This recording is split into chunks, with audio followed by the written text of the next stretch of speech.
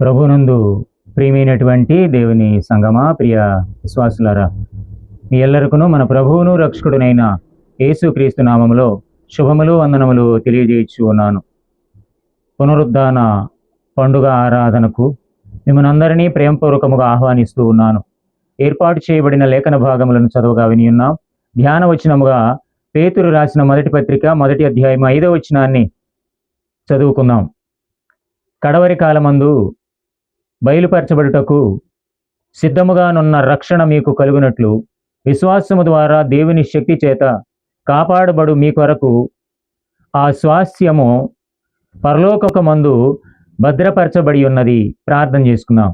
కృపాసత్య సంపూర్ణుడు అయిన మా ప్రియ పరలోకపు దేవా, మీ ప్రియకుమారుడైన యేసుక్రీస్తు శ్రమ మరణ పునరుద్ధానములను మేము జ్ఞాపకం చేసుకుని విశ్వాసములో బలపడుతూ ఉండగా దేవా, బిడలతో మీరు మాట్లాడమని ఇస్తున్నామని అడుగుచున్నాను పరమ తండ్రి. ఆమేన్. మన తండ్రి అయిన దేవుని నుండి, ప్రభు అయిన యేసుక్రీస్తు నుండి కృపయు సమాధానం మీకు కలుగునుగాక. ఆమేన్. ప్రియ దేవుని బిడలారా, ఒక యథార్థ సంఘటనను గమనించి వర్తమానంలోనికి వెళదాం. ఒక గజ ఈతగాడు, పేరు పొందినటువంటి ఈతగాడు, అత్యవసర పరిస్థితులలో అనేకుల్ని రక్షించేవాడు. కానీ తన రక్షణ గురించి ఎన్నడూ ఆలోచింపక దేవుని వాక్యమును తిరస్కరిస్తూ నిర్లక్ష్యముతో ఉండేవాడు. అతని సేవలకు మంచి పారితోషికం పొందేవాడు. ఒక రోజున సముద్ర గర్భములో ఓ చేప నోటిలో కాగితం ఉందట. తన తలపైన ఉన్న కళ్ళజోడులో నుండి చూశాడు. అది సువార్త కరపత్రము.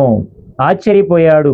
తాను ఎక్కడికి వెళ్ళినా, అనగా సముద్ర గర్భములో ఉన్నను, దేవుడు తనకు రక్షణ అందించేందుకు పాపినైన తనను ఆహ్వానిస్తూ ఉన్నాడని గ్రహించాడు. కరపత్రములో నీవు రక్షింపగోరుచున్నావా అన్న ఈ ప్రశ్నకు అవును ప్రభువా, నేను సిద్ధము అన్నాడు. తన పాపాలని ఒప్పుకున్నాడు. ప్రియమైనటువంటి వారలారా, ప్రభువును తన రక్షకునిగా అంగీకరించాడు. పునరుద్ధాన బలము మన ఊహకు అందనిది. పునరుద్ధానము అనగా తిరిగి లేచుట, మహిమ కార్యమిది. పునరుద్ధానం అనగా పడిపోయిన పాపపు స్థితి నుండి లేవడము, నూతన స్థితి. పునరుద్ధానం అనగా సముద్ర గర్భములో ఉన్నను పాపాలను ఒప్పుకొని రక్షణ పొందుటయే పునరుద్ధానము, నూతన జీవితము. మహిమ కార్యము, నూతన స్థితి, నూతన జీవితము. పునరుద్ధానమును ఇంగ్లీష్లో ఈస్టర్ అంటారు. ఇంగ్లాండ్ దేశములో ఒక తెగవారు బలులు అర్పించేవారు. బలులు ఇచ్చే పశువును ఈస్టే అని పిలిచేవారు. ఆ పదము నుండి ఈస్టర్ అను పదము వచ్చింది. ఈస్టర్ అనగా జీవము పొందుట, చిగుర్చుట. వసంతకాలములో వచ్చే మొదటి పండుగ ఇది. పునరుద్ధానం అనగా అపవిత్రతపై దేవుని విజయము. పునరుద్ధానము అనగా అధికారముపై దేవుని విజయము. పునరుద్ధానము అనగా లోక అధికారముపై దేవుని విజయము. పునరుద్ధానము అనగా సమాధానము. ఆత్మ, మనస్సు, శరీరము సమపాళ్లలో సమన్వయము కలిగించడమే. భూమిలో మంచి విత్తనము వేస్తే మంచి మొక్క వస్తుంది. 40 రోజులు మన హృదయములో ద్వేషము, అసూయ అనే విత్తనము వేస్తే అవే బయటికి వస్తాయి. 40 రోజులు మన హృదయములో ప్రేమ, ఓర్పు అనే విత్తనము వేస్తే అదే బయటకు వస్తుంది.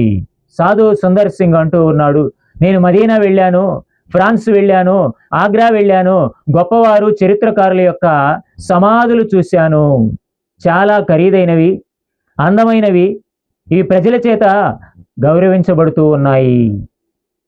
ఆ సమాధులన్నీ మోయబడినటువంటి సమాధులు. కానీ నేను యెరూషలేము వెళ్ళాను, యెరూషలేమును చూశాను, యేసు సమాధిని చూశాను.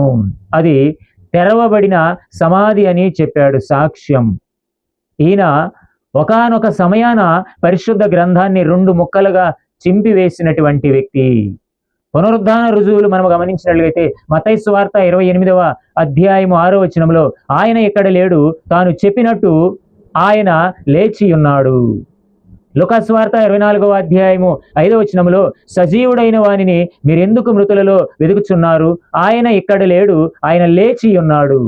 ప్రియ దేవుని బిడలారా, నేడు మనము చదువుకున్న లేఖన భాగాలను గమనించినట్లయితే యెషయా గ్రంథం 52వ అధ్యాయం 13 నుండి 15 వచనాల్లో 13వ వచనం ధ్యాన వచనముగా చదువుకుందాం. యెషయా 52:13. ఆలకించుడి, నా సేవకుడు వివేకముగా ప్రవర్తించును, అతడు హెచ్చింపబడి ప్రసిద్ధుడై మహాగణుడుగా ఎంచబడును. ఇక్కడ ఉపాంశము పునరుద్ధానము, విమోచన కార్యము. ప్రవక్త అయిన యెషయా అవమానము ద్వారా విజయుడైన యేసును, అలాగే శిలువ ద్వారా రక్షణ సందేశము, అన్య దేశాలపై ఆత్మీయ జల్లులు కురిపించుట ప్రవచనాత్మకమైనటువంటి ప్రత్యక్షత. దేవుడు తన ప్రజలను విడుదల పొందమని ప్రోత్సహిస్తూ ఉన్నాడు. సేవకుడు అనగా మెస్సయ్య. దేవుడు తన సేవకుని మహాగణునిగా చేశాడు. 14వ వచనంలో నిన్ను చూచి ఏ మనిషి రూపము కంటే అతని ముఖమును, నరరూపము కంటే అతని రూపమును చాలా వికారమని చాలా మంది ఎలాగూ విస్మయమందిరో అనుటలో క్రీస్తు ప్రభువు శిలువ శ్రమలలో ఈ సంఘటన నెరవేరినది. హెబ్రీ పత్రిక 10వ అధ్యాయం 14వ వచనంలో గమనించినట్లయితే ఒక అర్పణ చేత ఈయన పరిశుద్ధపరచబడు వారిని సదాకాలమునకు సంపూర్ణులుగా చేసి ఉన్నాడు. పేతురు రాసిన మొదటి పత్రిక 1వ అధ్యాయం 2వ వచనంలో ఆత్మ వలన పరిశుద్ధత పొందిన వారై విధేయులగుటకును యేసుక్రీస్తు రక్తము వలన ప్రోక్షింపబడుటకును ఏర్పరచబడిన వారికి, అనగా పొంతు, గలలియా, కప్పదోకియా, ఆసియా, బితూనియా అను దేశాల యందు చెదరిన వారిలో చేరిన యాత్రికులకు శుభమని చెప్పి వ్రాయినది మీకు కృపయు సమాధానమును విస్తరిల్లునుగాక. ఇది విమోచన కార్యము. ఇక రెండవది పేతురు రాసిన మొదటి పత్రిక 1వ అధ్యాయము 3 నుండి 12 వచనాలు గమనించినట్లయితే 4వ వచనాన్ని ధ్యాన వచనముగా చదువుకుందాం. మృతులలో నుండి యేసు క్రీస్తు తిరిగి లేచటం వలన జీవముతో కూడిన నిరీక్షణ మనకు కలుగునట్లు, అనగా అక్షయమైనదియు వాడబారినదియునైన స్వాస్థ్యము మనకు కలుగునట్లు ఆయన తన విశేష కనికరము చొప్పున మనలను మరలా జన్మింపజేసెను. ఇక్కడ ఉపాంశము పునరుద్ధానము, జీవ నిరీక్షణ కార్యము. పరిశుద్ధుడైన పేతురు శోధనలు, హింసలు ఎదుర్కొనే చిన్నాసియా క్రైస్తవులకు దేవుడు తన విశేష కనికరము చొప్పున క్రీస్తు పునరుద్ధానమునందు వారికి జీవ నిరీక్షణను అందిస్తూ బలపరుస్తూ ఉన్నటువంటి సందర్భము. 3 నుండి 4 వచనాల్లో భవిష్యత్ కొరకు నిరీక్షణ, 5 నుండి 9 వచనాల్లో ప్రస్తుత కలగబోవు శ్రమలు, 10 నుండి 12 వచనాల్లో ప్రవక్తల ద్వారా తెలియపరచుట, భవిష్యత్ కొరకు నిరీక్షణ.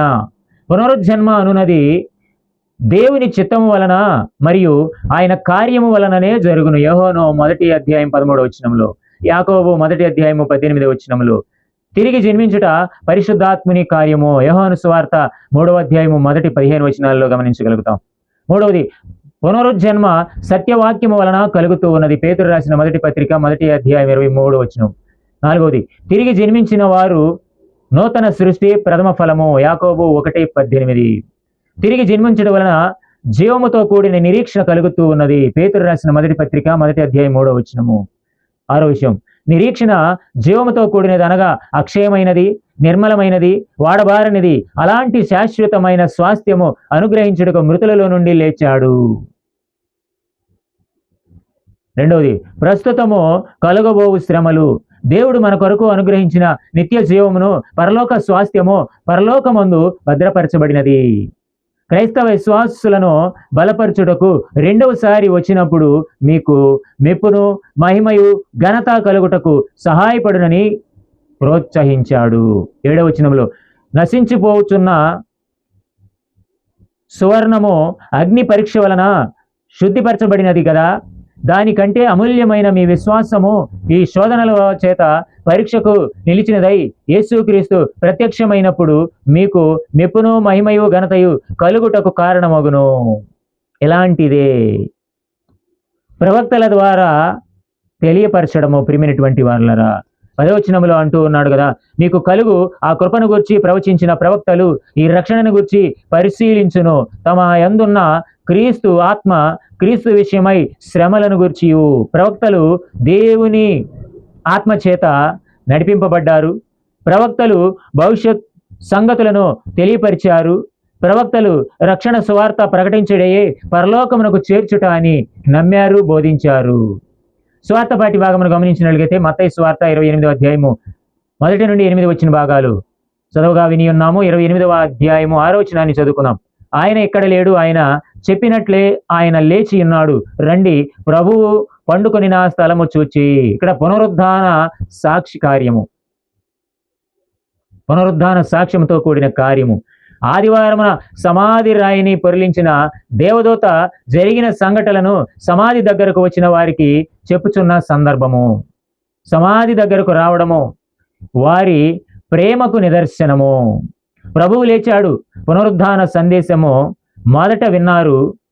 ఇక్కడ 3 సంఘటనలు మనం గమనిస్తున్నాం. 1, క్రీస్తు పునరుద్ధానమునందు విశ్వాసము పురికొల్పబడినది.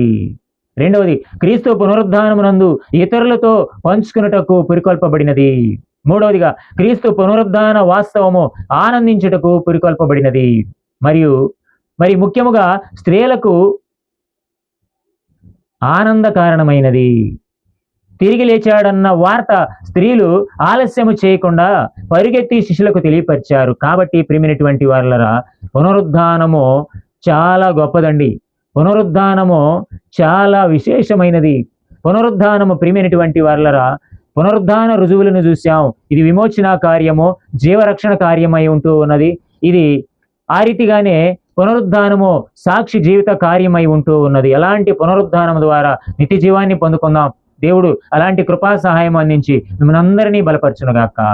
ఆమేన్. ప్రియమైనటువంటి వారలరా, మీ ఎల్లరికూ పునరుద్ధాన శుభాలు, వందనాలు తెలియజేస్తూ మీ అందరూ నిత్య జీవానికి వారసులుగా ఈ లోకంలోనే వాక్యాన్ని బట్టి నడవాలని వేడుకుంటూ మీ అందరికీ వందనాలు తెలియజేస్తున్నాను. ఆమేన్. సెలవు తీసుకుందాం.